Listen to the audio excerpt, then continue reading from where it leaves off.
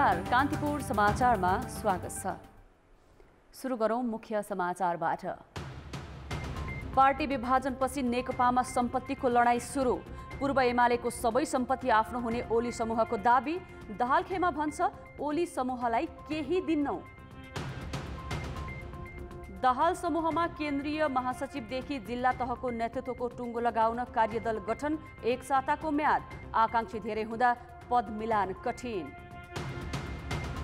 मौसममा आएको बदलीले देशभर चिसो बढ्यो। हिमाली जिल्लामा हिमपात। काठमाडौँ लगायत विभिन्न ठाउँमा हल्का वर्षा। अनलाइन कक्षा सञ्चालनले महँगा ल्यापटप र मोबाइलको खपत बढ्यो। एक वर्षमा झण्डै 18 अर्बका मोबाइल आयात। र भारतले आपतकालीन प्रयोगका लागि अनुमति दिएको कोभ्याक्सिन खोप विवादमा प्रभावकारिताबारे विस्तृत तथ्याङ्क सार्वजनिक नगरेकामा विपक्षी दल र विज्ञको आपत्ति। दुई चिरा बनेको नेकपामा व्यक्ति तानातान र आरोप प्रत्यारोपसँगै पार्टीको चल अचल सम्पत्तिमा कसले कब्जा जमाउने भन्ने होडबाजीले समेत चर्को रूप लिएको छ। प्रधानमन्त्री ओलीको समूहले पूर्व एमालेको सबै सम्पत्ति आफ्नो हुने दावी गरिरहँदा दाहाल समूहले नेकपाको कुनै सम्पत्ति ओली समूहले नपाउने घोषणा गरेको छ। नेकपासँग अहिले 85 भन्दा बढी भवन छन् भने पूर्व एमाले र माओवादी केन्द्रको नाममा छुट्टा छुट्टै ब्याङ्क खाता सञ्चालनमा छन्। दुवै खेमालाई पार्टीको वैधानिकता र चुनाव चिन्ह पछिको मुख्य चासो सम्पत्तिमा छ। 2075 जेठ 3 मा तत्कालीन एमाले र माओवादी एकता भई नेकपा बने पनि दुई पार्टीका कार्यालय र बैंक खाताहरू एक भइसकेका थिएनन्। त्यही कारण तत्कालीन एमालेबाट निर्वाचित हुने सांसद, मन्त्री र राजनीतिक नियुक्ति लिने व्यक्तिको लेबी एमालेकै नामको बैंक खाता र माओवादी तर्फको छुट्टै खातामा जम्मा हुँदै आएको छ। भौतिक सम्पत्ति अन्तर्गत विभिन्न जिल्लामा एमालेका 75 र माओवादी केन्द्रका 10 वटा भवन छन्। केही स्थानमा जग्गा समेत छ। पूर्व एमालेको नाममा बल्खुमा पार्टी कार्यालयको 9 रोपनी जग्गा र धुम्बाराईमा पार्टी केन्द्रीय कार्यालय छ। त्यस्तै माओवादी तर्फ कोटेश्वरमा पार्टीको भवन छ। बैंक खातामा सांसदहरूबाट मासिक 12,000 र मन्त्रीबाट 15,000 रुपियाँ असुल्ने गरिएको छ। त्यस्तै 7 लाख सङ्गठित सदस्यबाट मासिक 25 रुपियाँ लेभी नेकपाले उठाउँदै आएको छ। पार्टी सदस्य 25 रुपियाँ, सांसद 12,000, मन्त्री 15,000। पूर्व नेकपा माओवादीका सांसदहरूको पूर्व नेकपा माओवादी केन्द्रको खातामा जान्थ्यो लेभी। पूर्व नेकपा एमालेका सांसदहरूको पूर्व नेकपा एमालेको खातामा जम्मा हुन्थ्यो त्यो लेभी। कैलालीको एउटा जिल्ला कमिटीको खातामा 30 लाखको हिसाबमा विवाद भइरहेको छ। त्यस्तै अन्य जिल्लामा पनि कम्तीमा 10 लाखदेखि केहीमा करोडमाथि पनि हुन सक्ने नेताहरूको भनाइ छ। नेकपा त्यसमा पनि पूर्व एमाले तुलनात्मक रूपमा व्यवस्थित, राम्रो नियमित आम्दानी भएको र पछिल्लो समय केन्द्रदेखि स्थानीय तहसम्मै लगातार सत्तामा रहेको कारण आर्थिक रूपमा मजबुत मानिन्छ। अर्थात् नेकपाको एउटा प्रमुख शक्ति योसँग रहेको आर्थिक स्रोत पनि हो। त्यसैले प्रधानमन्त्री केपी शर्मा ओली नेतृत्वको समूहले पूर्व माओवादी तर्फको बाहेक अन्य भवन, जग्गा र बैंक खाताको रकममा आफ्नो स्वामित्व रहने जिकिर गरिरहेको छ। नेकपाको सम्पत्तिमा गिद्धे दृष्टि नलगाऊ। हामीलाई त्यो रिस्ता र त्यो हेर्नु छैन। बल्खुको जग्गामा आँखा नलगाऊ, धुम्बाराईमा आँखा नलगाऊ। नेकपाको सम्पत्तिलाई चाहिँ डकैती शैलीले चोर्ने काम नगर। तर पार्टी सचिवालय स्थायी र केन्द्रीय कमिटीमा स्पष्ट बहुमतमा रहेको पुष्प कमल दाहाल नेतृत्वको खेमाले भने आफ्नो समूह नै आधिकारिक नेकपा भएको बताउँदै सम्पत्ति पनि आफ्नै हुने दावी गरेको छ। त्यसैले पार्टीको कुनै पनि सम्पत्ति ओली समूहले नपाउने यो समूहको जिकिर छ। डाँडा पनि नेकपाको सम्पत्ति हुन्छ, अन्य भएका धुम्बराई पनि त्यही हुन्छ, बल्खु पनि त्यही हुन्छ र जहाँसम्म चाहिँ पार्टीको आधिकारिकता हुन्छ त्यो आधिकारिकता बमोजिम नै पार्टीका सम्पत्तिहरू रहन्छन्। प्रधानमन्त्रीले यसरी चाहिँ हस्तक्षेप गर्न मिल्दैन र प्रधानमन्त्रीले जसरी चाहिँ आफूले बोलेपछि सबै कुरा चाहिँ कानुन हो भन्ने सोचिराख्नु भएको छ, त्यो सम्भावना छैन। पार्टी एकताको 30 महिनापछि विभाजित भएको नेकपाका दुई समूह बीच केन्द्रीय तहमै सम्पत्ति विवाद सुरु भएको छ। पार्टीको नाम र चुनाव चिन्ह कुन समूहलाई दिने भन्ने विषयमा निर्वाचन आयोगले निर्णय लिन नपाउँदै दुवै समूहले पार्टीको सम्पत्तिमा दाबी गरेका छन्। कतिपय जिल्लामा पार्टी कार्यालय कब्जाका प्रयास, झडप र तालाबन्दी भएका छन्। त्यसैले निर्वाचन आयोगले पार्टी आधिकारिकताको टुङ्गो लगाइहाले पनि सम्पत्ति माथिको हानथाप सहजै मन्थर हुने देखिँदैन। कान्तिपुर समाचारका लागि क्यामेरामा पशुपति बुढाथोकीका साथ बाबुराम तिमिल सिन्हा, काठमाडौँ। नेकपाको दाहाल नेपाल खेमामा पार्टी महासचिवदेखि जिल्ला अध्यक्षका आकांक्षीहरू धेरै भएपछि टुङ्गो लगाउन कार्यदल नै गठन गरिएको छ।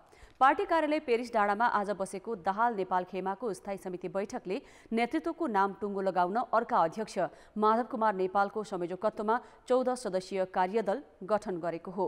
कार्यदललाई केन्द्रदेखि प्रदेश र जिल्ला नेतृत्वमा रहने नेताहरूको नामावली र कार्यविभाजनको प्रस्ताव गर्ने जिम्मा दिइएको छ।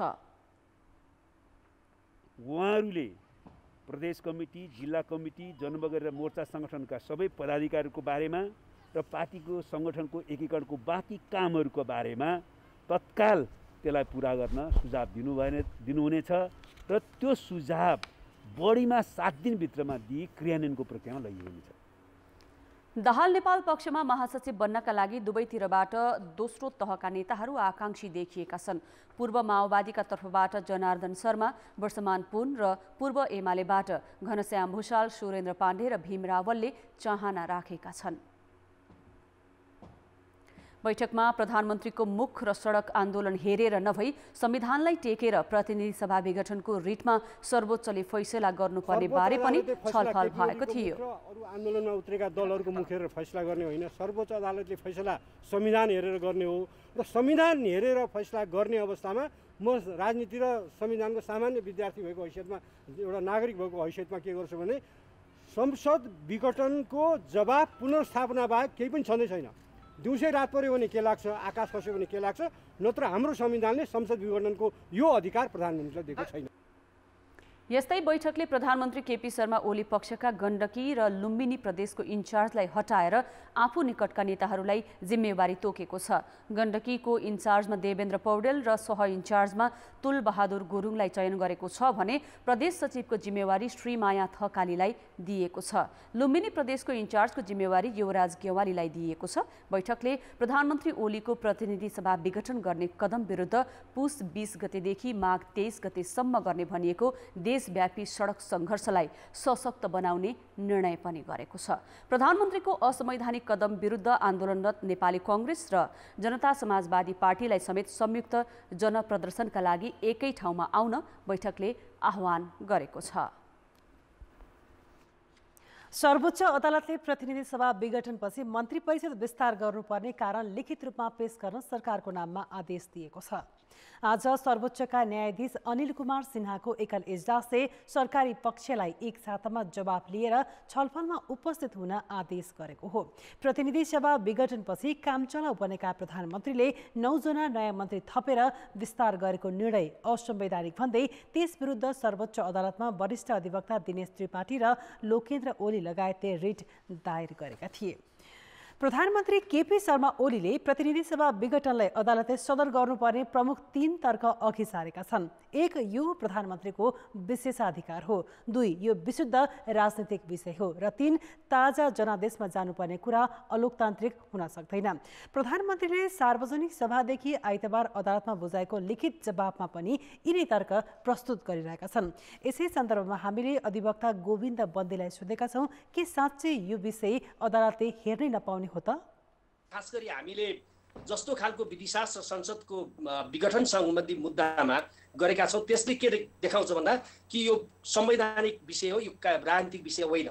म खालि स्मरण गराउन के चाहन्छु भने सबभन्दा पहिला गिरिजाप्रसाद कोइरालाले उहाँको नीति र कार्यक्रम जति बेला फेल भयो उहाँले संसद विघटन गर्नुभएको थियो र त्यस विरुद्धमा सर्वोच्च अदालतमा मुद्दा परेको थियो र त्यो मुद्दाको सन्दर्भमा 11 जना न्यायाधीशको इजलासले, बृहत पूर्ण इजलास भन्छौँ हामी, त्यो 11 जनाको इजलासले के भन्यो भने यो चाहिँ वास्तवमा राजनीतिक प्रश्न होइन, यो संवैधानिक प्रश्न हो। किनभने उहाँले संगठन त्यति बेला प्रतिनिधि सभा विघटन गर्दाखेरि भन्नुभएकै के थियो भन्दाखेरि कि यो चाहिँ मलाई 53(4) ले संविधानको धारा 53(4) ले दिएको अधिकार प्रयोग गरेर म चाहिँ प्रतिनिधि सभा विघटन गरेको छु भनेर गिरिजाप्रसाद कोइरालाले भन्नुभएको थियो र त्यति बेलालाई यो प्रश्न के निरूपण गरियो भने यो चाहिँ वास्तवमा राजनीतिक प्रश्न होइन, यो संवैधानिक प्रश्न हो भनियो। एक, त्यसैगरी यो प्रश्न फेरि पनि कसको मुद्दामा उठ्यो भने मनमोहन अधिकारीले जब संसद विघटन गर्नुभयो 52 सालमा भदौ 12 गते जुन फैसला फेरि 11 जनाकै न्यायाधीशको बेन्चले जुन फैसला गर्यो त्यो फैसलामा पनि यो प्रश्न उठाइयो र त्यति बेला पनि अदालतले के भन्यो भने जुन संविधानको धारा टेकेर प्रधानमन्त्रीले सिफारिस गर्नुभयो त्यो धारा उहाँ टेक्न सक्नुहुन्छ कि हुन्न, त्यो अधिकार उहाँलाई संविधानले दिएको छ कि छैन भन्ने कुरा न्यायिक जाँचको विषय बन्दछ। त्यसैले यो संवैधानिक प्रश्न हो भनेर निरूपण गर्यो। त्यसभन्दा पछि तत्कालीन त्यसो भने राजा श्रीपाद वीरेन्द्रले पनि एउटा राय अदालतसँग एडभाइजरी ओपिनियन भनिन्छ, उहाँले राय माग्नुभयो कि संसद विघटन र समावेदन मध्ये के हुन्छ भनेर। त्यति बेला पनि 9 जनाको बेन्चले के भनिदियो भने यो पनि राजनीतिक प्रश्न हो होइन, यो चाहिँ संवैधानिक कानुनी प्रश्न हो, यसमा चाहिँ यो कन्स्टिट्युसनसँग रिलेटेड।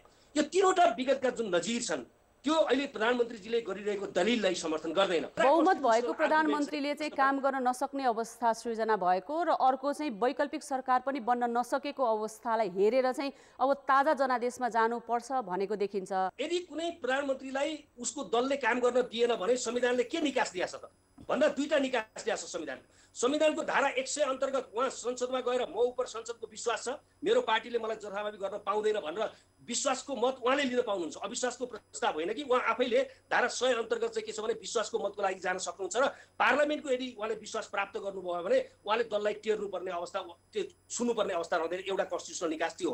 दोस्रो के छ भने नेकपा संसदीय दल अन्तर्गत पनि उहाँले त्यो संसदीय दलबाट आफ्नो विश्वास सिद्ध गर्न सक्नुहुन्छ, जहाँ सांसद मात्र हुन्छन्, पार्टीका नेताको हैसियतले त्यहाँ कोही पनि हुँदैन। जनताले जिताएर पठाएका प्रतिनिधि हुन्छन् र उहाँलाई चाहिँ ती प्रतिनिधिले विश्वास गरेर त्यहाँबाट भोट अफ कन्फिडेन्स लिएको भए त्यो उहाँको निकास हुन सक्थ्यो।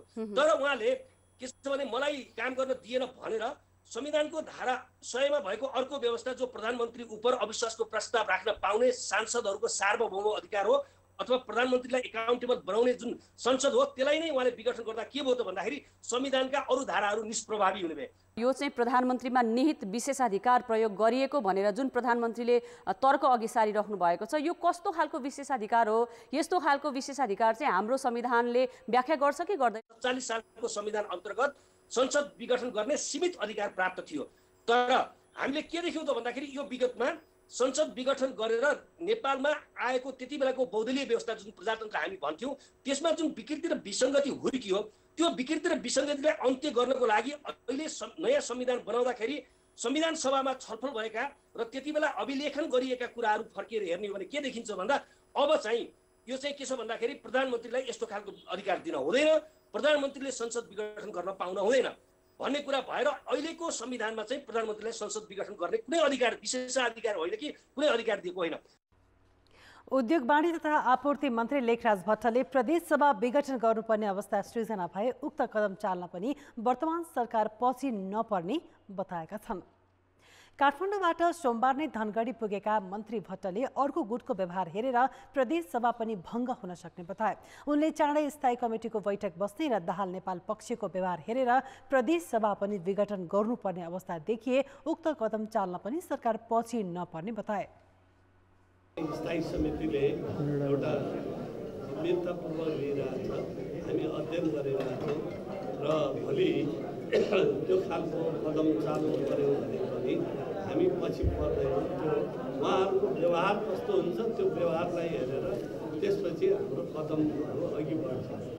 उनले ओली समूहमा रहेको आफ्नो पक्ष नै नेकपाको संस्थापन पक्ष भएको दावी गर्दै प्रदेशसभा भङ्ग वा सरकार गठनको विषयमा तत्काल कसैसँग सल्लाह वा सत्ता साझेदार गर्नुपर्ने अवस्था नरहेको समेत बताए। संसद विघटनपछि सरकारले घोषणा गरेको मितिमै चुनाव हुने उनले दावी गरे। अब बाँकी समाचार। सरकारले काम गर्न नसकेको भनेर पार्टीभित्रको आलोचना खेप्न नसकेपछि प्रतिनिधि सभा नै विघटन गरेका प्रधानमन्त्री केपी शर्मा ओलीले 2 साता यता आफू समर्थक कार्यकर्तामाझ रामराज्य नै खडा गरेको दावी गर्दै आएका छन्। सरकारले असाधारण काम गरेको उनको दावीमा कार्यकर्ताले ताली बजाए पनि तथ्य भने फरक छ। ओलीले शनिबार आफ्ना समर्थक कार्यकर्तामा सरकारले असाधारण काम गरेको दावी गरे। त्यस क्रममा उनले भूकम्प प्रभावितका लागि 7 लाख घर बनाइदिएको तथ्याङ्क प्रस्तुत गरे। 72 साल वैशाखमा भैँचालो गयो। मैले कानुन बनाएर पुनर्निर्माण प्राधिकरण निर्माण गरेर काम सुरु गरेको थिएँ, मलाई हटाइयो। फर्केर आउँदा के भएको छ भन्दा केही पनि भएको छैन जस्ता जस्तै। अहिले हामीले 7 लाख घर निर्माण गरेर जनतालाई हस्तान्तरण गऱ्यौँ। उनले दाबी गरे जस्तो भूकम्प प्रभावितका घर सरकारले बनाइदिएको होइन, सरकारले 3 लाख रुपियाँ सहयोग मात्र गरेको हो। सहयोग गर्ने निर्णय 2072 सुशील कोइराला नेतृत्वको सरकारले गरेको हो। यस्तै प्रधानमन्त्री ओलीले राष्ट्रिय गौरवको हुलाकी सडक आयोजना लगभग सकिन लागेको सुनाए, तर त्यसमा पनि सत्यता छैन। आर्थिक वर्ष 2065-66 सुरु भएको यो आयोजना अन्तर्गतका कतिपय सडकमा अझै मुआब्जा र वनको समस्याले काम हुन नसकेको प्रतिवेदन प्रधानमन्त्रीले नै अध्यक्षता गरेको राष्ट्रिय विकास समस्या समाधान समितिको असोजमा बसेको बैठकमा पेश भएको थियो। ओलीले हरेक जसो भाषणमा महत्त्व दिने गरेको अर्को विषय रेल हो। उनले पार्टीको विरोधी खेमालाई सरकारका काम देख्न नसकेको आरोप लगाउँदै देशलाई रेल मार्गमा जोड्ने काम अघि बढाइसकेको दाबी गरेका छन्। पूर्व पश्चिम राजमार्ग चौडा गरिँदै गरेको देख्नुभएको छ। पूर्व पश्चिम रेल मार्ग बन्दै गरेको तपाईहरुले देख्नुभएको छ। हामीले उहिले रेलहरू थियो नेपालमा, अरे अहिलेको समयमा फेरि हामीले रेल किनेका छौँ, रेल मार्ग बनाएका छौँ, रेल सुरु गरेका छौँ। अब केही दिनभित्र हामी शिलान्यास गर्दैछौँ। पूर्व पश्चिम रेल बन्दैछ, उत्तर दक्षिण रेल बन्दैछ, केरुङ काठमाडौँ बन्दैछ। तर काठमाडौँ रक्सोल र काठमाडौँ रसुवागाडी रेल मार्गको विस्तृत अध्ययन नै गरिएको छैन। ओलीले कार्यकर्तालाई दङ्ग बनाउन रेल भरे भोलि नै आउन लागे जसरी सुनाए पनि प्राविधिकका अनुसार फटाफट काम भएकै अवस्थामा काठमाडौँ रेलमार्गले जोडिन कम्तीमा 10 वर्ष लाग्छ। बरु सरकारले भारतको जयनगरदेखि जनकपुर हुँदै बर्दिवाससम्म चलाउनका लागि 84 करोड रुपियाँमा किनेका 2वटा रेल चलाउन नसकेर 3.5 महिनादेखि तिरपालले छोपेर राखेको छ। नेपालको आफ्नै पानी जहाज चलाउने ओलीको भाषण पनि गफमै सीमित छ। 2 वर्ष अघि उनले कार्यालय नै खोलेर विरोधीलाई टिकट काट्न तयार रहन भनेका थिए। उनले भनेको 2 वर्ष पुस 16मा सकिएको छ, तर जलमार्ग बनाउने कामको कुनै प्रगति भएको छैन। प्रधानमन्त्रीले विद्यार्थी भर्ना दर 98% पुर्याएको भनी आफ्नो सफलताका रूपमा प्रचार गरेका छन्, जबकि उनले जिम्मेवारी सम्हाल्नु अघि नै प्राथमिक तहको भर्ना दर 97% थियो। बरु भर्ना भएका बालबालिकालाई टिकाउने कार्यक्रम सरकारले ल्याउन सकेको छैन। यसले प्रधानमन्त्री ओलीका वक्तव्य तथ्यमा नभई सतै भाषणबाजीमै केन्द्रित देखिन्छन्। कान्तिपुर समाचारका लागि सुमन पन्थ, काठमाडौँ। पछिल्लो 24 घण्टामा 403 जनामा कोरोना संक्रमण पुष्टि भएको छ। स्वास्थ्य मन्त्रालयका अनुसार गएको 24 घण्टामा 4401 जनामा गरिएको परीक्षणमा काठमाडौँ उपत्यकामा मात्रै 185 जनामा संक्रमण देखिएको हो। यो सँगै संक्रमितको संख्या 2,62,262 पुगेको छ। यस्तै पछिल्लो 24 घण्टामा कोरोनाबाट 7 जनाको मृत्यु भएको छ। यो सँगै संक्रमणका कारण मृत्यु हुनेको संख्या 1885 पुगेको छ। सरकार संक्रमण दर घटेको निष्कर्षसहित शिक्षण संस्था लगायत सबै पेशा व्यवसाय खुलाउनतिर लागेको छ, जबकि स्वास्थ्य मन्त्रालय आफैले परीक्षण घटाइएकाले मात्र संक्रमण दर घटेको बताइरहेको छ। संक्रमण रोकथाम भइसके जसरी सबै क्षेत्र खुलाउन खोजिनुलाई संक्रामक रोग विशेषज्ञले जोखिमपूर्ण भनेका छन्। पुस 1 यता कोरोना भाइरस संक्रमणका कारण 155 जनाको ज्यान गयो। कार्तिक र मङ्सिरको तुलनामा यो संख्या कम हो। परीक्षण घटाइएकाले नयाँ संक्रमित कम थपिएर पुसमा मृतक संख्या घटे जस्तो देखिएको हो। मृतक संख्या दिनदिनै थपिने क्रम भने रोकिएको छैन। स्वास्थ्य मन्त्रालय नै परीक्षण घटाइएको प्रभाव संक्रमण दर कम भएको बताइरहेको छ। उसले समुदाय स्तरमा 3 लाख जनाको एन्टिजेन परीक्षणको तयारी गरिरहेको छ। तर यही बेला कोभिड संकट व्यवस्थापन केन्द्र सीसीएमसीले भने संक्रमण दर कम भएको निष्कर्षमा शिक्षण संस्था, जिमखाना लगायत यसअघि बन्द सबै पेशा व्यवसाय खोल्ने निर्णयमा पुगेको छ। त्यो चाहिँ अब मन्त्री परिषदको छलफलमा आउँदाखेरि यतिसम्म जान सकिन्छ भन्ने हिसाबले त्यहाँ निर्णय हुन्छ होला। अहिले चाहिँ यो विषय खुला हुन्छ वा हुँदैन भनेर अहिले भन्न सकिने स्थिति छैन। अहिलेको वर्तमान स्थितिलाई हेर्दा केही सेवाहरू चाहिँ अरू सञ्जालमा ल्याउन सकिन्छ भन्ने हिसाबले निर्देशक समितिमा छलफल भएको हो। त्यसो त सवारी साधनको जोरबिजोर प्रणाली हटाइसकेकाले सडकदेखि बजार जताततै भिड लागिसकेको छ। सरकारी कार्यालयमै सामाजिक दूरीको ख्याल गर्न छोडिएको छ। सामाजिक दूरीलाई पुरै व्यवस्था गरिएका सभामा प्रधानमन्त्री केपी ओली दिनदिनै जसो आफै सहभागी भइरहेका छन्। सडकमा दिनदिनै जसो भइरहेका विरोध प्रदर्शनमा पनि संक्रमणको जोखिमलाई व्यवस्था गरिएको छ। सार्वजनिक यातायात, सडक, बजारदेखि होटल रेस्टुरेन्टसम्म भिड देख्दा लाग्छ संक्रमण रोकथाम नै भइसक्यो। तर दैनिक 5 देखि 6000 नमुना परीक्षण गर्दा 4 देखि 500 संक्रमित दिनौ थपिरहेका छन्। अर्को कुरा, विश्वका विभिन्न मुलुकमा कोभिड विरुद्धको खोप लगाउन सुरु भइसके पनि नेपालमा कहिले आइपुग्छ भन्ने टुङ्गो छैन। साथै खोप लगाउन सुरु गरिसकेका विकसित मुलुकले नै सावधानी बढाइरहेका बेला नेपालमा भने विद्यालय लगायत सबै पेशा व्यवसाय सामान्य अवस्थामा जसरी चलाउनुलाई संक्रमण रोग विशेषज्ञहरू निकै जोखिमपूर्ण भन्छन्। संक्रमितको संख्या बिस्तारै घट्दै गएको अवस्थामा एक किसिमको राहत स्वास्थ्य कर्मीहरूले अस्पतालमा मिलिरहेको अवस्थामा त्यो मापदण्ड नपुर्याइकन कुनै पनि रणनीति नबनाइकन खोलिएका त्यस्ता ठाउँहरूले निम्न लागेको यो बत्तीमा चाहिँ घिउ थप्ने काम गर्ने मैले देखेको छु। अहिले त्यति सहजतापूर्ण रूपमा अनलेस हामीले जुन भ्याक्सिन यो हातमा लगाउँछौँ, पाखुरामा सुई नलगाइन्जेल हामी सुरक्षित छौँ भनेर त्यो आउन लाग्यो भनेर खुसी मनाइहाल्नुपर्ने अवस्था होइन। अझै पनि हामी संक्रमणको जोखिममा छौँ। रोग लागेपछि उपचारका लागि हारगुहार गर्ने कि रोग लाग्ने नदिने उपाय अपनाउने गम्भीरतापूर्वक नसोचे विकसित मुलुकमा देखिएको दोस्रो लहरको संक्रमण र त्यसले निम्त्याउने भयावह अवस्थालाई नेपालमा पनि नकार्न सकिँदैन। त्यसैले पेशा व्यवसाय सुचारुसँगै सावधानी पनि उत्तिकै आवश्यक छ। कान्तिपुर समाचारका लागि कृपाल गौतम, काठमाडौँ। मुलुकका अधिकांश भागको मौसम बदली हुँदा जनजीवन प्रभावित बनेको छ। मौसम परिवर्तनले कतै हल्का वर्षा र हिमपात भइरहेको छ भने धेरै क्षेत्रमा चिसो बढेको छ। पश्चिमी वायुमा विकसित न्यूनचापीय प्रणालीको प्रभावका कारण मुलुकका धेरैजसो भूभागमा हल्का वर्षा भइरहेको छ। उच्च पहाडी र हिमाली क्षेत्रमा हिमपात भइरहेको जल तथा मौसम पूर्वानुमान महाशाखाले जनाएको छ। मौसम परिवर्तनसँगै केही दिनसम्म चिसो बढ्ने र तराईमा कुहिरो लाग्ने क्रम जारी रहनेछ।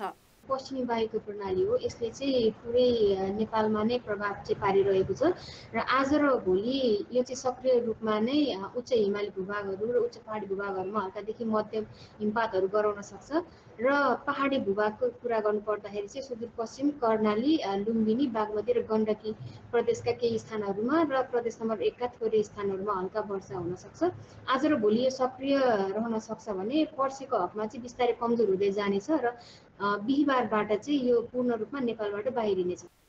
तराईका अधिकांश भागमा हुस्सु लागेको छ भने हिमाली क्षेत्रमा हिमपातले अधिकांशलाई घरभित्रै बस्न बाध्य पारेको छ। हुम्लाको सिमीकोटको तापक्रम -6 डिग्री सेल्सियससम्म झरेको छ भने अधिकांश स्थानमा 1 फिटसम्म हिउँ जमेको छ। बालीनालीका लागि हिमपात उपयोगी हुने भएकाले किसान भने खुसी छन्। यस्तै गोर्खाको दुर्गम उत्तरी भेगमा पनि हिमपातले जनजीवन प्रभावित भएको छ। चुमनुब्री गाउँपालिकाका सामा गाउँ, सामदो, छेकम्पार, लो, प्रोक लगायतका ठाउँमा सोमबार बिहानैदेखि हिउँ परेको छ। लगभग 3 देखि 4 सेन्टिमिटरसम्म जमिसकेको छ। निकै बाक्लो तरिकाले हिउँ परिरहेको छ भने यो सालको चाहिँ तेस्रो हिमपात हो। यो चिसो धेरै बढेको छ, लगभग -8-9 डिग्रीमा आइपुगेको छ भने अझै चिसो बढ्न सम्भावना देखिन्छ। चिसोका कारण मुलुकभरको जनजीवन प्रभावित भएको छ, तर खेतीपातीलाई समेत सहयोग पुग्ने गरी पानी पर्न भने सकेको छैन। कान्तिपुर समाचारका लागि जिल्ला सहकर्मीहरूका साथमा शर्मिला खनाल, काठमाडौँ। सरकारले विद्यालय तहको शैक्षिक सत्र 2 महिना लम्ब्याउने भएको छ। कोरोना महामारीले पठन पाठन प्रभावित भएकाले शिक्षा मन्त्रालयले शैक्षिक सत्र जेठसम्म धकेल्ने प्रस्ताव मन्त्री परिषदमा पठाइसकेको छ। कोरोना महामारीले देशैभरका विद्यालयको पठन पाठन प्रभावित भएकाले चैत मसान्तमै सकिने शैक्षिक सत्र जेठसम्म लम्ब्याउन लागि हो। राष्ट्रिय परीक्षा बोर्डको सुझावमा शिक्षा मन्त्रालयले शैक्षिक सत्र 2 महिना लम्ब्याउने प्रस्ताव मन्त्री परिषदमा पेश गरिसकेको छ। करिब 30,000 विद्यालय मध्ये अधिकांश 6 महिनाभन्दा बढी बन्द भएको तथा वैकल्पिक सिकाइ पनि प्रभावकारी नभएको कारण शैक्षिक सत्र लम्ब्याउनु परेको सरकारी निकायको भनाइ छ। सबै शैक्षिक सत्र नै यो हाम्रो 10 कक्षाको लागि मात्रै कुरा होइन, कक्षा 1 देखि 12 सम्मकै परीक्षाका कुराहरू, पठन पाठनका कुराहरू, शैक्षिक सत्रको चाहिँ अवधि चाहिँ चैतमा होइन, चैतमा भयो त सम्भव छैन, चैतभन्दा पछाडि लैजानुपर्छ, जेठ असारसम्म पुर्याउनुपर्छ भन्ने हाम्रो प्रस्ताव हो। मन्त्रालयले धेरै पटक छलफल गर्यो, धेरै स्टेक होल्डरहरूसँग छलफल गरेको अवस्था छ र त्यो छलफल गरेर अहिले हामीले केही विषयहरूमा निर्णयको लागि क्याबिनेट पठाएको स्थिति छ। सामान्य अवस्थामा विद्यालय तहको शैक्षिक सत्र वैशाखमा सुरु भई चैतमा सकिन्थ्यो। कोरोना महामारीले शैक्षिक पात्र पुरै प्रभावित भयो। विद्यालय खोल्ने वातावरण नभएपछि सरकारले असारमा वैकल्पिक सिकाइ सुरु गर्यो, तर प्रभावकारी हुन सकेन। त्यसपछि शिक्षा मन्त्रालयले गत असोजमा विद्यालय खोल्ने जिम्मा स्थानीय तहलाई दियो। त्यसपछि सङ्क्रमण नरहेका र कम भएका स्थानमा धमाधम खुले पनि काठमाडौँ लगायत सहरी क्षेत्रका विद्यालय अझै चलेका छैनन्। कक्षा 10 मा लिइने एसई परीक्षाको मिति र तालिका पनि अहिलेसम्म सार्वजनिक गरिएको छैन। महामारीले गर्दा गएको चैतमा एसई परीक्षा हुन सकेको थिएन। विद्यार्थीलाई विद्यालयले नै मूल्याङ्कन गरेर नम्बर दिएका थिए। यसपालि पनि चैतमा एसई परीक्षा सम्भव नहुने देखिएको छ। शैक्षिक सत्र खेल जानु दिनु हुँदैन, अनि असारसम्म 2 महिना हामी लम्ब्याउँछौँ, 3 महिनामा लम्ब्याएर गर्छौँ भनेर भन्दाखेरि त्यो ठिकै छ, त्यसलाई चाहिँ अन्य ठान लिनु हुँदैन। तर 3 महिनासम्म के गर्ने भन्ने कुरा चाहिँ तपाईँको के भन्दाखेरि ब्लु प्रिन्ट आउनु पर्यो, खाका आउनु पर्यो। त्यसको चाहिँ त्यो नभइकन चाहिँ हामीले विश्वास गर्न गाह्रो हुन्छ शैक्षिक सत्र खेल जाँदैन भनेर। जस्तै इक्जामिनेसनको सेड्युलहरू होला, युनिभर्सिटीहरूमा चाहिँ इक्जामिनेसनको सेड्युलहरू हुन्छ, त्यहाँ नै तपाईँको विद्यालय तहमा तपाईँको मूल्याङ्कन सेड्युलहरू। विद्यालय पहिले खोलेकै कति ठाउँमा विद्यालय, कतिवटा विद्यालय खोल्यो। विद्यालय तहमा 60 लाख भन्दा बढी विद्यार्थी छन्। त्यसैले उनीहरूको भविष्यसँग जोडिएको शैक्षिक सत्रबारे निर्णय गर्न सरकारले अलमल गर्नु हुँदैन। कान्तिपुर समाचारका लागि क्यामेरामा हरिशरण तिमिल सिन्हाका साथ नारायण किलम्बु, काठमाडौँ। सूचना प्रविधिको विकास र इन्टरनेटमा पहुँचपछि हुलाक सेवा विभागका करिब 17,000 कर्मचारी कामविहीन जस्तै भएका छन्। अन्य मुलुकमा हुलाकको महत्त्व र उपयोगिता कति पनि कमी आएको पाइँदैन, तर नेपालमा यस सेवाले समयअनुसार आफूलाई बदल्न सकेको पाइँदैन। कुनै समय सूचना आदान प्रदान गर्ने एकमात्र विकल्प हुलाक थियो। टाढा टाढा रहेका आफन्तका हालखबर हुलाकीले बोकेर ल्याउने चिठीमा हुन्थ्यो। हुलाकीलाई चिठी एक ठाउँबाट अर्को ठाउँमा पुर्याउन भ्याइ नभ्याइ हुन्थ्यो। अहिले तिनै हुलाकी बेकाम जस्तै बनेका छन्। प्रविधिको विकासले हुलाकमा भर पर्नुपर्ने युग अन्त्य भएको छ। हाते मोबाइल र इन्टरनेटको पहुँचले अहिले सरकारी कार्यालयले समेत पत्र आदान प्रदानका लागि हुलाकको सहारा लिन निकै कम गरिसकेका छन्। अबको हुलाक पूर्णतः डिजिटली हुनैपर्ने स्थिति छ। त्यसको लागि चाहिँ हामीले ह्युमन रिसोर्स लगायत हाम्रो सङ्गठनलाई चाहिँ बोजिलोबाट छरितो बनाउनु पर्ने, त्यसपछि जुन टेक्नोलोजी फ्रेन्डली स्टाफहरूको म्यानेजमेन्ट गर्नुपर्ने र कन्ज्युमरको चाहिँ एस्पिरेसन अनुसार काम गर्नुपर्ने। हामी एकैसाथ अवसर पनि छन् र चुनौती पनि छन्। हामी त्यही दिशातर्फ हामीले यी कुराहरू मन्त्रालयसँग समन्वयमा रहेर मन्त्रालयको सहजीकरणबाट अगाडि बढाउने सोच राखेर अगाडि बढिरहेका छौँ। चिठी पत्र समयमै सम्बन्धित गन्तव्यमा पुर्याउन 140 वर्ष अघि नेपाल हुलाक घर स्थापना गरिएको थियो। 2029 मा विभाग बनाइयो र त्यस अन्तर्गत अहिले गोसरा हुलाक लगायत 4वटा केन्द्रीय कार्यालय, 4वटा निर्देशनालय, 70 वटा जिल्ला हुलाक, 842 इलाका हुलाक र 3074 वटा अतिरिक्त हुलाक कार्यालय छन्। करिब 17,000 कर्मचारी छन्, तर कर्मचारी प्रविधि मैत्री बन्न सकेका छैनन् भने अर्कातिर विभागले पनि आफूलाई बदल्न सकेको छैन। यति ठूलो जनशक्ति कामविहीन अवस्थामा पुग्दा तालुकला सञ्चार तथा सूचना प्रविधि मन्त्रालयले पनि नयाँ काम दिलाउन चासो दिएको छैन। हुलाकबाटै विभिन्न किसिमका महसुल र आयकर बुझाउन सक्ने तथा सामाजिक सुरक्षा भत्ता वितरणको व्यवस्था मिलाउने भनिए पनि कुनै प्रगति भएको छैन। हुलाक सेवामा कमसेकम 16-17 हजार कर्मचारीहरू छन्। यी 16-17 हजार कर्मचारीहरूको खर्च, हुलाक सेवाको सञ्चालनको खर्च राज्यले चाहिने भार बोक्नु परिरहेको छ। हुलाकलाई हामीले सेवा मात्र नभई व्यवसायको रूपमा रूपान्तरण गर्न सकियो भने यसले चाहिने प्रशस्त आर्जन गर्न सक्ने सम्भावनाहरू देखिएको छ। विभागले अहिले जुन काम गर्दै आएको छ त्यसका लागि 17,000 जनशक्तिको औचित्य कुनै हिसाबले पनि पुष्टि हुँदैन। सरकारले या त देशव्यापी संरचना रहेकाले विभागलाई नयाँ काम दिन सक्नुपर्छ, होइन भने सेतो हात्ती जसरी पाल्दा आर्थिक बोझ थेगी नसक्नुहुनेछ। कान्तिपुर समाचारका लागि क्यामेरामा राजेन्द्र महर्जनका साथ अञ्जना लामिछाने, काठमाडौँ।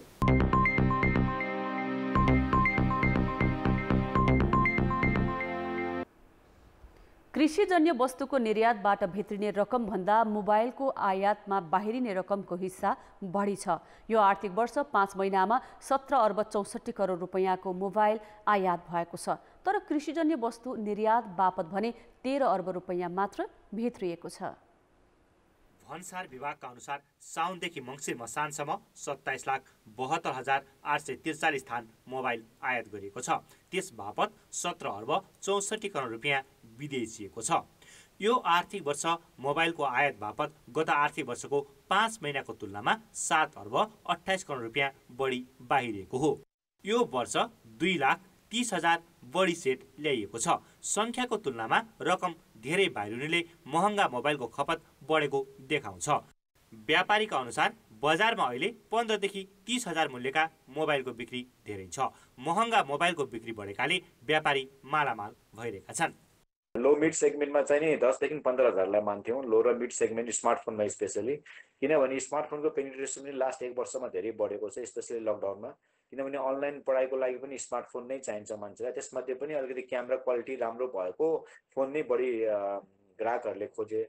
त्यसको मतलब चाहिँ नि 15,000 देखि 30,000सम्मको रेन्जको सेल्स धेरै बढेको हुनाले चाहिँ नि यो रेभेन्यू स्वाटै बढ्न गयो। क्वान्टिटीमा समान रूपमा भए पनि रेभेन्यू बढ्नुको कारण चाहिँ नि मान्छेले पहिला चाहिँ 10 देखि 15,000को फोन बढिरहेको थियो भने योपालि चाहिँ नि ड्यू टु क्यामेराको क्वालिटी बेटर चाहिएको हुनाले 15 देखि 30,000सम्मको फोनहरू बढिरहेको कारणले यो रेभेन्यूको एमाउन्ट बढ्न गएको।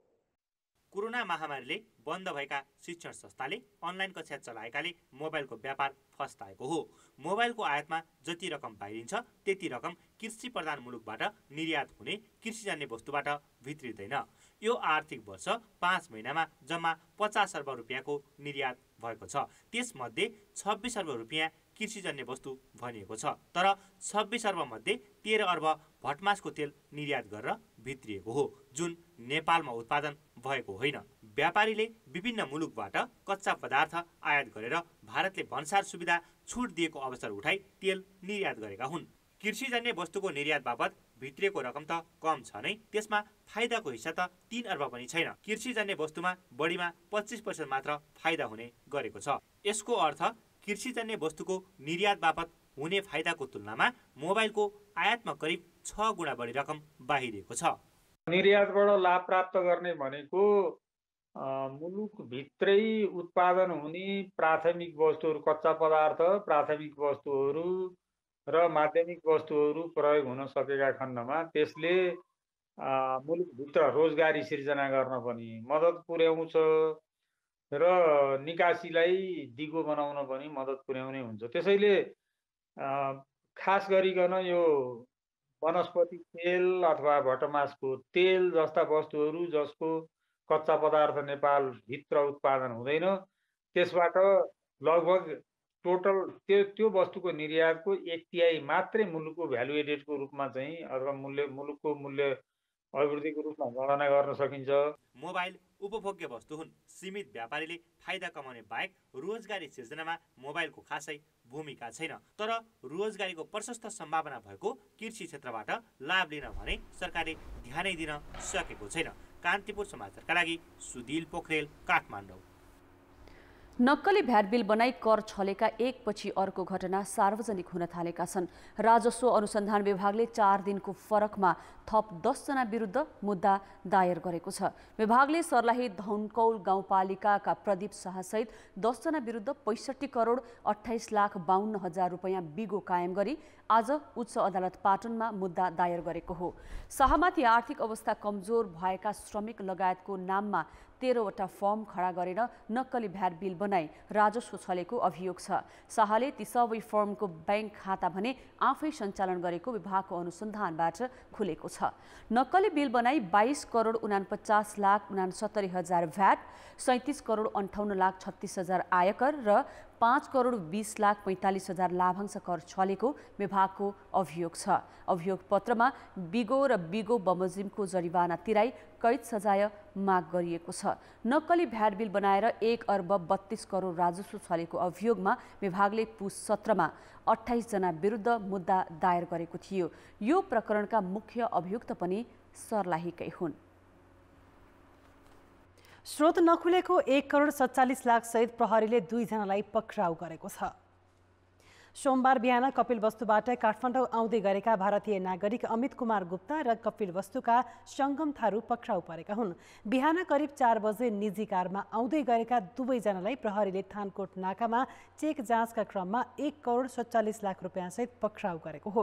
गाडीको स्पेयर टायर मुनि पैसा लुकाएर ल्याउँदै गरेको पाइएको छ। उनीहरूले सिमानामा भारू रकम साटेर नेपाल ल्याएको बयान दिएका छन्। प्रहरीले भने उद्देश्य नखुलेको र हुन्डी कारोबारी सुन तथा अन्य अवैध कारोबारको रकम तिर्न ल्याएको हुन सक्ने अनुमान गरेको छ। पटक पटक गरेर त्यो इन्डियन करेन्सीलाई त्यहाँ बोर्डर एरियामा ल्याउने र त्यसपछि चाहिँ उसले चाहिँ नेपालीमा कन्भर्ट गरेर अनि चाहिँ यहाँ एकमुष्ट रूपमा यहाँ भित्राएको अवस्था छ। स्रोत नखुलेको र उनीहरूको चाहिँ सही नियत नदेखेको अवस्थामा प्रारम्भिक अनुसन्धानमा खुलेको अवस्था छ। त्यो भएर यिनीहरू चाहिँ यो रकमलाई के प्रयोजनको लागि भन्ने उसमा जस्तो यो के हुनसक्छ, एउटा यो हुन्डी को रकम पनि हुनसक्छ र अर्को कुरोहरू यो कुनै सुन बेचबिखन गर्ने जस्तो ग्रुपको समूहबाट परिचालित पनि हुनसक्छ। यो हामीले अनुसन्धान गरेको अवस्था छ। राष्ट्रिय मानवाधिकार आयोगले आमरण अनसन बसेकी गङ्गामाया अधिकारीको जीवन रक्षाका लागि तत्काल कदम चाल्न सरकारको ध्यानाकर्षण गराएको छ। छोरा कृष्णप्रसाद अधिकारीको हत्यामा संलग्नलाई कारबाहीको माग गर्दै पुस 6 गतेदेखि वीर अस्पतालको ट्रमा सेन्टरमा अनसनरत गङ्गामायाको स्वास्थ्य अवस्था कमजोर हुँदै गएको आयोगको ठहर छ। उनको जीवन रक्षाका लागि आवश्यक व्यवस्था र समन्वय गर्न आयोगले स्वास्थ्य मन्त्रालयलाई पत्राचार समेत गरेको छ। आज गरेको अनुगमनपछि विज्ञप्ति जारी गर्दै आयोगको बागमती कार्यालयले मानवाधिकार हननका घटनाको सम्बन्धमा यथाशक्य छिटो छिनोफानो गर्न आवश्यक रहेको उल्लेख गरेको छ। यसअघि 2064 साल चैत 23 गते नै आयोगले गङ्गामायाका छोरा कृष्णप्रसादको हत्यामा संलग्न दोषी उप फौजदारी अभियोगमा कारवाही चलाउन र पीडित पक्षलाई क्षतिपूर्ति उपलब्ध गराउन सरकारलाई सिफारिस गरे पनि अहिलेसम्म कार्यान्वयन हुन सकेको छैन। अब जनमतको अन्तिम परिणाम। जनमतमा हिजो हाम्रो प्रश्न थियो, कोरोना भाइरस संक्रमण दर किन घटेको होला? ए, सचेतताको परिणाम, बी, परीक्षण कम भएर र सी, भाइरस नै कमजोर भएकाले। जनमतको अन्तिम नतिजा यस्तो छ। ए, सचेतताको परिणाममा 25%, बी, परीक्षण कम भएरमा 42% र सी, भाइरस नै कमजोर भएकालेमा 33% मत प्राप्त भएको छ। अब जनमतमा आजको प्रश्न। जनमत नेताहरूका प्राय भाषण सतही र तथ्य विपरीत हुनुको कारण के होला? ए, अध्ययनको कमी, बी, राजनीतिक आग्रह र सी, ताली खाने रहर। जनमतको अन्तिम परिणाम भोलि बेलुकी 8 बजेको कान्तिपुर समाचारमा प्रसारण गर्नेछौँ। कृपया NEWS न्युज स्पेस AB वा C टाइप गरी 34001 मा SMS गरेर आफ्नो मत व्यक्त गर्नुहोला। अब जनताको आवाज। सरकारले नवजात शिशु तथा मातृ स्वास्थ्य सुरक्षाका नाममा ठूलो धनराशि खर्च गर्दै आएको छ। तर सिन्धुपाल्चोकको हिमाली क्षेत्रका अधिकांश महिला न त गर्भावस्थामा स्वास्थ्य परीक्षण गराउँछन् न त सुत्केरी हुन स्वास्थ्य संस्थामा जान्छन्। यसै सन्दर्भमा हामीले सिन्धुपाल्चोकमा सोधेका छौँ, हिमाली क्षेत्रमा मातृ शिशु सुरक्षा कार्यक्रम किन प्रभावकारी नभएको होला? जनताको आवाज। शिक्षितको कमीले गर्दा उहाँहरूले पनि त्यहाँ पहल गर्न नसक्नु भयो होला। अब त्यो आफ्नो ध्यान घरतिरको धन्दा मात्रै, अनि हेर बाटाको बाहिरतिर यसो हेरी विचार कहाँ कस्तो पाइन्छ, सेवा कस्तो पाइन्छ, कहाँ गएर के भन्नुपर्छ। सुकियारी महिलादेखि 6 महिनाको बच्चाको आमा बाहेक अरू आउनु पर्दैन भनेर भनेको कारणले थोरै आमाहरू मात्रै उपस्थित हुन्छ, त्यति हो। कार्यक्रम कहिले आउँछ कहिले जान्छ के थाहा। अब यो दिनमा कार्यक्रम हुन्छ भनेर भन्दैन, थाहा हुँदैन नि। अब के कार्यक्रम आउँछ अब थाहा नभएपछि जाँदा पनि जाँदैन, थाहा पनि हुँदैन। पढे लेखे मान्छेहरू त फलान ठाउँमा आज यस्तो मिटिङ छ अरे, आमासम्मको भेला छ अरे, सुहाराको कार्यक्रम छ अरे, जौलोको कार्यक्रम छ अरे भन्नुहुन्छ। अब हामीले नपढे मान्छे, हामीलाई केही थाहा हुँदैन। अब यस्तो कार्यक्रम हुनुभन्दा 1-2 हप्ता अगाडि भनेदेखि राम्रो हुन्थ्यो। अब सबै दिदीबहिनीहरू भेला भएर कुरा बस्न पाउँथ्यो। अब त्यतिखेर भनेर जान्न पाएर मात्र हो।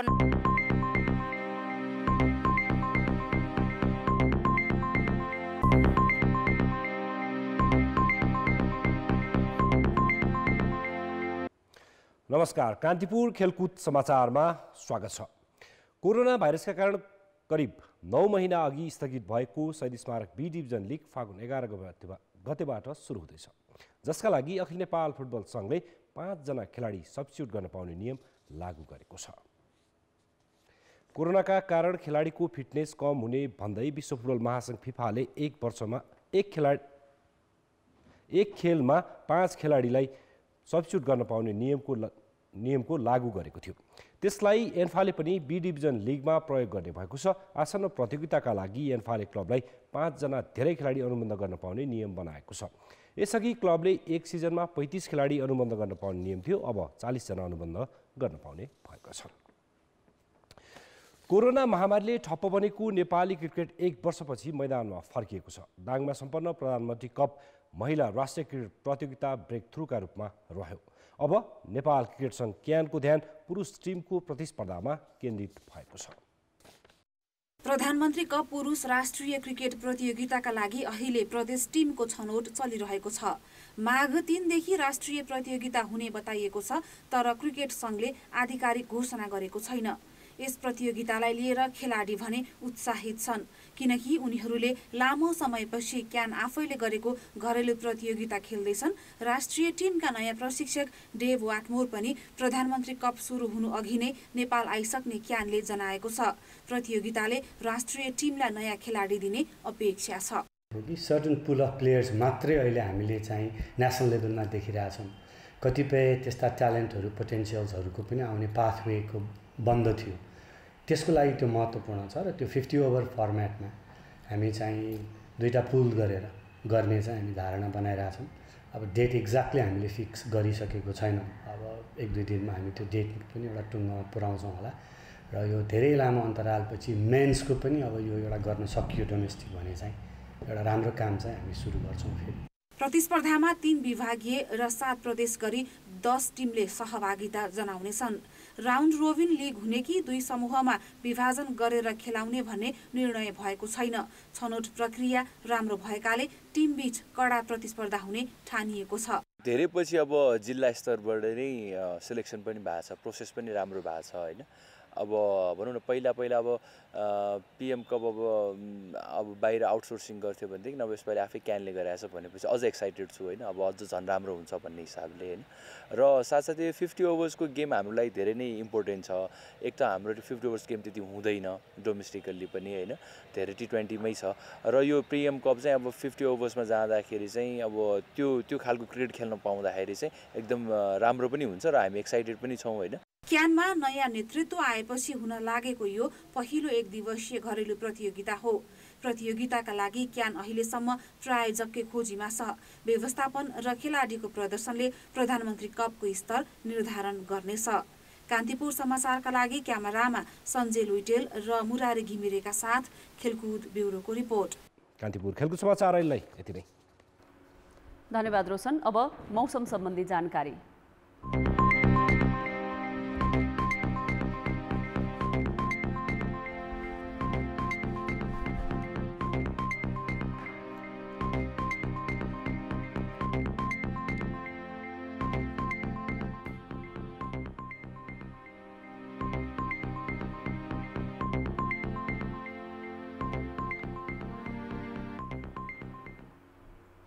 अन्त्यमा मुख्य समाचार फेरि एकपटक। पार्टी विभाजनपछि नेकपामा सम्पत्तिको लडाईँ सुरु। पूर्व एमालेको सबै सम्पत्ति आफ्नो हुने ओली समूहको दाबी। दहाल-खेमा भन्छ ओली समूहलाई केही दिन्नौ। दाहाल समूहमा केन्द्रीय महासचिवदेखि जिल्ला तहको नेतृत्वको टुङ्गो लगाउन कार्यदल गठन, 1 साताको म्याद, आकांक्षी धेरै हुँदा पद मिलान कठिन। मौसममा आएको बदलीले देशभर चिसो बढ्यो, हिमाली जिल्लामा हिमपात, काठमाडौँ लगायत विभिन्न ठाउँमा हल्का वर्षा। अनलाइन कक्षा सञ्चालनले महँगा ल्यापटप र मोबाइलको खपत बढ्यो, 1 वर्षमा झन्डै 18 अर्बका मोबाइल आयात।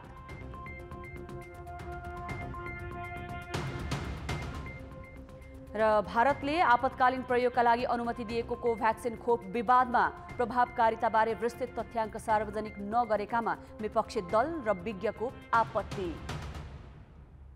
कान्तिपुर समाचार अहिलेलाई सकियो। अब हाम्रो अर्को समाचार बुलेटिन राति 10:30 बजे अङ्ग्रेजी र 11 बजे नेपाली भाषामा हुनेछ। कान्तिपुर टेलिभिजन हेर्दै गर्नुहोला। नमस्ते।